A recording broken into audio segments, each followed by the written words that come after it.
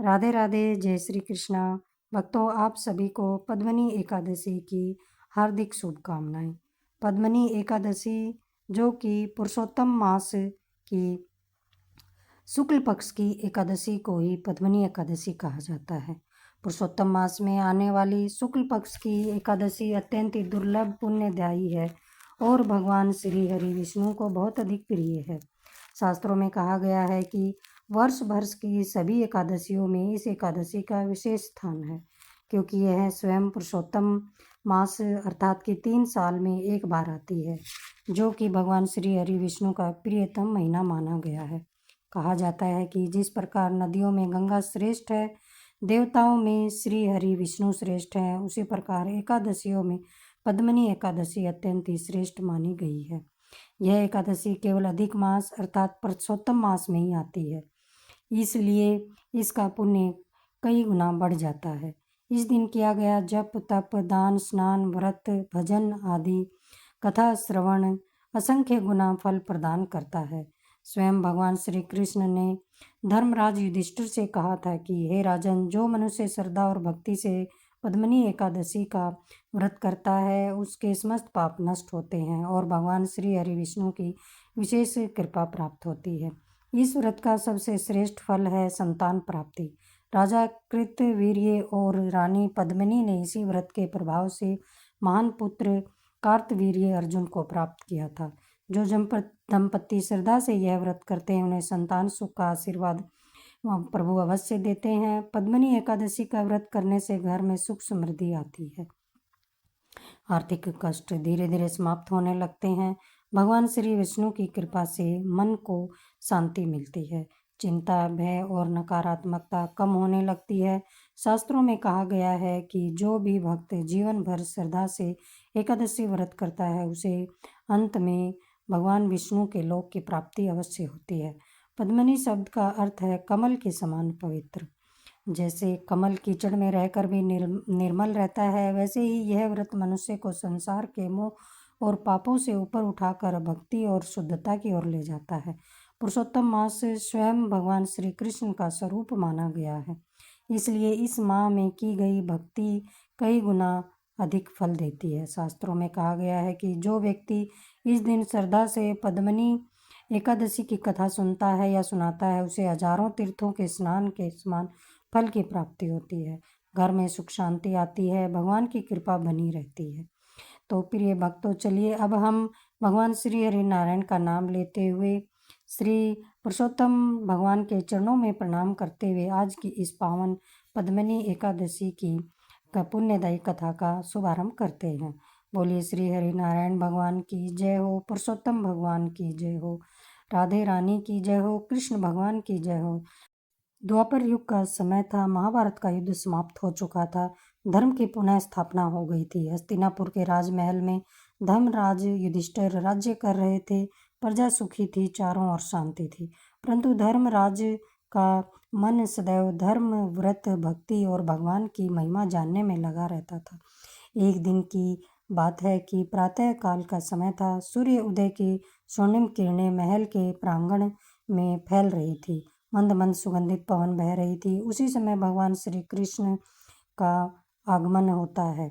भगवान को आते देख के धर्मराज युधिष्ठिर अत्यंत ही प्रसन्न हुए। वे तुरंत अपने भाइयों भीम अर्जुन नकुल और सहदेव के साथ भगवान के स्वागत हेतु पहुँचे। द्रौपदी ने आरती उतारी, धर्मराज ने भगवान के चरण धोए और उन्हें स्वर्ण सिंहासन पर विराजमान किया। सभा में सभी ऋषि मुनि और विद्वान बैठे थे। वातावरण एकदम अत्यंत ही शांत और पवित्र हो गया था। कुछ समय के बाद धर्मराज युधिष्ठिर ने हाथ जोड़ के विनम्रता से कहा कि हे देवकी नंदन, हे जगत के पालनहार, आपने मुझे अनेक एकादशियों का महत्व बताया है। अब मेरी इच्छा है कि पुरुषोत्तम मास के शुक्ल पक्ष में आने वाली पवित्र एकादशी के विषय में जानने की है। कृपा करके उसका नाम, व्रत विधि, महात्म्य और पावन कथा विस्तार से सुनवाइए। भगवान श्री कृष्ण मुस्कुराए। उनका मुख मंडल दिव्य तेज से चमक रहा था। वह बोले, धर्मराज, तुमने अत्यंत ही उत्तम प्रश्न किया है। पुरुषोत्तम मास के शुक्ल पक्ष की एकादशी का नाम पद्मनी एकादशी है। यह समस्त पापों का नाश करने वाली, मनोकामनाओं को पूर्ण करने वाली और भगवान श्री कृष्ण को अत्यंत ही प्रिय है। जो मनुष्य बड़ी ही श्रद्धा और भक्ति से इस व्रत को करता है, वह अनेक जन्मों के पापों से मुक्त होकर अंत में विष्णु लोक को प्राप्त होता है। धर्मराज ने पुनः पूछा कि हे माधव, इस व्रत की कथा क्या है? सबसे पहले यह व्रत किसने किया था?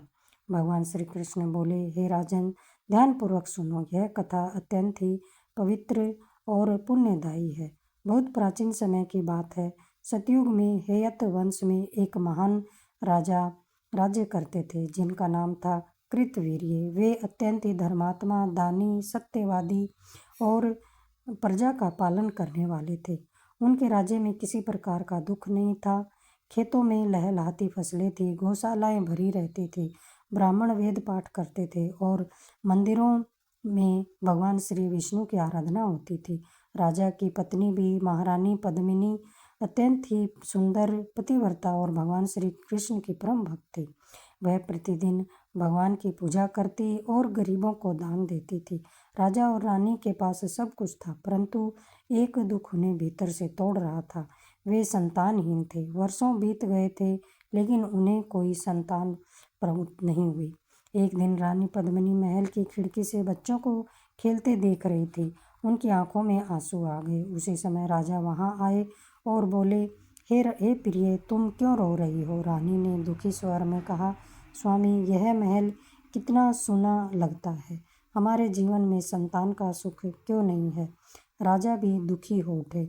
उन्होंने कहा कि हे देवी, हमने अनेक यज्ञ किए, दान किए, तीर्थ किए, परंतु भगवान अभी तक प्रसन्न नहीं हुए हैं। भगवान श्री कृष्ण बोले, हे युधिष्ठिर, अंततः राजा का मन संसार से विरक्त हो गया। उन्होंने निश्चय किया कि अब वे वन में जाकर भगवान की कठोर तपस्या करेंगे। एक दिन राजा ने अपनी रानी से कहा, हे प्रिय पद्मिनी, अब मैं वन में जाकर तपस्या करना चाहता हूँ। रानी तुरंत बोली, स्वामी, मैं भी आपके साथ चलूंगी। राजा ने समझाया कि वन का जीवन कठिन होता है। वहाँ ना तो सुख सुविधाएं होंगी और ना ही आराम होगा, परंतु रानी अपने निर्णय पर अटल रही। अंततः दोनों राजा और रानी राजपाट छोड़ करके वन में चले गए। दोनों गंधमादन पर्वत के समीप घने वन में रहने लगे। राजा ने कठोर तपस्या आरंभ कर दी। पहले वे फल खाते थे, फिर केवल जल पीकर रहते थे और अंत में वायु सेवन करके तप करने लगे। वर्षों बीत गए। गर्मी की धूप, वर्षा की बूंदें और शीत की ठंडी हवाएं, सब कुछ सहते हुए राजा तप करते रहे। धीरे धीरे उनका शरीर अत्यंत ही दुर्बल हो गया। रानी पद्मिनी अपने पति की सेवा करती और भगवान से प्रार्थना करती कि हे नारायण, हमारे ऊपर कृपा कीजिए। एक दिन रानी अत्यंत दुखी होकर रोने लगी। उसी समय वहां पर एक तेजस्वी स्त्री प्रकट हुई। उनके शरीर से दिव्य प्रकाश निकल रहा था।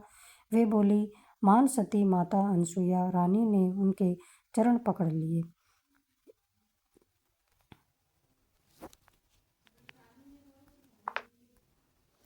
हे माता, कृपा हमें कोई ऐसा उपाय बताइए जिससे कि भगवान प्रसन्न हो जाए। माता अनसुईया बोली, हे पुत्री, पुरुषोत्तम मास के शुक्ल पक्ष में आने वाली पद्मिनी एकादशी अत्यंत ही महान है। यदि तुम बड़ी ही श्रद्धा और नियम पूर्वक यह व्रत करती हो तो भगवान श्री कृष्ण अवश्य ही प्रसन्न होंगे। रानी ने पूछा, हे माता, कृपा करके इसकी विधि विस्तार से बताइए। माता अनसुईया बोली, दशमी से ही संयम रखना चाहिए। एकादशी के दिन प्रातः स्नान करके भगवान श्री कृष्ण की पूजा करनी चाहिए। तुलसी दल, पीले फूल, धूप और दीप अर्पित करने चाहिए। पूरा दिन उपवास रखो। रात्रि में जागरण करके भगवान का भजन करें। द्वादश को ब्राह्मणों को भोजन कराकर व्रत का पारण करो। रानी ने बड़ी ही श्रद्धापूर्वक कहा, हे माता, मैं अवश्य यह व्रत करूंगी। समय बीतते बीतते पुरुषोत्तम मास आ गया। एकादशी के दिन रानी प्रातः काल नदी में स्नान करके आई। उन्होंने पीले वस्त्र धारण किए और भगवान श्री विष्णु की पूजा आरंभ की। उन्होंने हाथ जोड़कर कहा कि हे प्रभु, यदि मेरी भक्ति सच्ची है तो हमारी मनोकामना पूर्ण कीजिए। राजा और रानी दोनों ने निर्जला व्रत रखा। पूरा दिन दोनों भगवान का नाम जपते रहे। ओम नमो भगवते वासुदेवाय। रात्रि में दोनों ने भजन कीर्तन किया। आधी रात के समय अचानक से पूरा वन दिव्य प्रकाश से भर गया। आकाश में शंख ध्वनि गूंज उठी। गरुड़ पर विराजमान भगवान श्री कृष्ण, भगवान श्री हरि विष्णु प्रकट हुए। वे अत्यंत ही तेजस्वी था, उनका स्वरूप अत्यंत ही तेजस्वी था। पीताम्बर धारण किए वे 4 भुजाएं, हाथों में शंख चक्र गदा और पद्य धारण किए वे राजा और रानी भाव विभोर होकर भगवान के चरणों में गिर पड़े। भगवान श्री विष्णु बोले, हे कृतवीर्ये, हे पद्मिनी, मैं तुम्हारी तपस्या और पद्मिनी एकादशी व्रत से अत्यंत ही प्रसन्न हूँ। मांगो क्या वर चाहिए। रानी ने हाथ जोड़कर कहा, हे प्रभु, हमें एक तेजस्वी और धर्मात्मा पुत्र प्रदान कीजिए। भगवान श्री हरि नारायण मुस्कुराए और कहा, तथास्तु, तुम्हें एक महान पराक्रमी पुत्र प्राप्त होगा जिसकी कीर्ति तीनों लोकों में फैलेगी। इतना कहकर भगवान अंतर्ध्यान हो गए। कुछ समय के बाद रानी ने एक तेजस्वी पुत्र को जन्म दिया। उस बालक का नाम रखा गया कार्तवीर्य अर्जुन। वह अत्यंत ही बलशाली और महान राजा बना। कहा जाता है कि उसे 1000 भुजाओं का बल प्राप्त था। उसने धर्म की रक्षा की और अनेक दुष्टों का नाश किया। भगवान श्री कृष्ण बोले कि हे युधिष्ठिर, यह सब पद्मिनी एकादशी के व्रत का प्रभाव था। धर्मराज युधिष्ठिर बोले, हे जनार्दन, इस व्रत को करने वाले को क्या फल प्राप्त होता है। भगवान श्री कृष्ण बोले, हे राजन, जो मनुष्य बड़ी ही श्रद्धा और भक्ति से पद्मिनी एकादशी का व्रत करता है उसके समस्त पाप नष्ट हो जाते हैं। संतानहीन को संतान प्राप्त होती है, दरिद्रता दूर होती है, घर में सुख समृद्धि आती है, भगवान श्री कृष्ण की विशेष कृपा प्राप्त होती है और अंत में मोक्ष मिलता है। यह व्रत अनेक यज्ञों से भी बढ़कर फल देने वाला है। भगवान श्री कृष्ण बोले, धर्मराज, जो भी बड़ी ही श्रद्धा से पद्मिनी एकादशी की कथा सुनता, पढ़ता या सुनाता है उसे महान पुण्य प्राप्त होता है।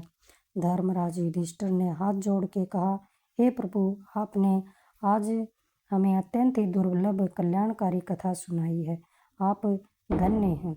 सभा में बैठे सभी लोग जय जयकार, जय श्री हरि नारायण का कीर्तन करने लगे। चारों ओर भक्ति और आनंदमय वातावरण छा गया। हे पुरुषोत्तम प्रभु श्री हरि, जैसे आपने रानी पद्मिनी की पुकार सुनी वैसे ही अपने सभी भक्तों के जीवन में सुख शांति और भक्ति प्रदान करें। जय श्री विष्णु भगवान की जय हो। पद्मिनी एकादशी माता की जय हो। पुरुषोत्तम मास की भगवान की जय हो।